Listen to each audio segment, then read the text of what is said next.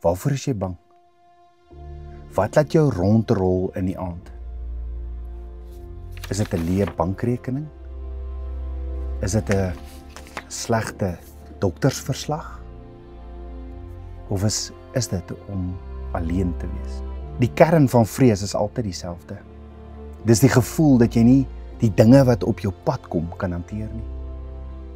Vrees is 'n monster wat op alles wat goed is teer en jou keer om die lewe ten volle te geniet. Jy raak so vasgevang in jou angs dat niks anders belangrik lyk nie. Vrees kan selfs die sterkste man verlam. Of wat is daar anders wat vrees in jou lewe saai? Jy kan ryk of finansiëel sterk wees, maar as jou kind nie veilig by die huis kom nie, as jy nie kos op die tafel kan sit nie, dan kom blaas die vyand vrees in jou nek. Daar is sommige omstandighede waaraan jy niks kan doen nie. 'n Siek geliefde, 'n gebroke verhouding, hierdie dinge kan jou hart laat klop van angs. Die goeie nuus is, jy het nie beheer oor jou vrees nie, maar jy het beheer oor wat jy daarmee doen.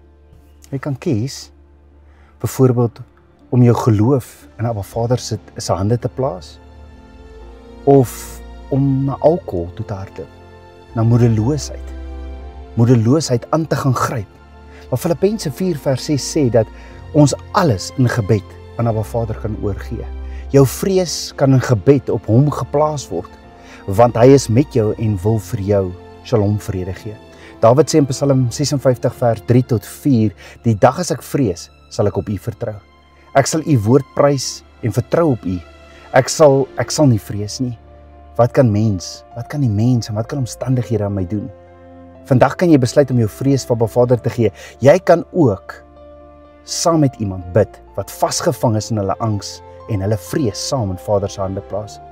Die vrede van God wat alle verstand te bowe gaan, sal julle harte en sinne bewaar in Christus Jesus. So gee vandag jou vrees vir Abba Vader. Maak 'n keuse om nie vasgevang te bly nie, maar om te vertrou, te bid en in vrede saam met 'n lewende God te wandel.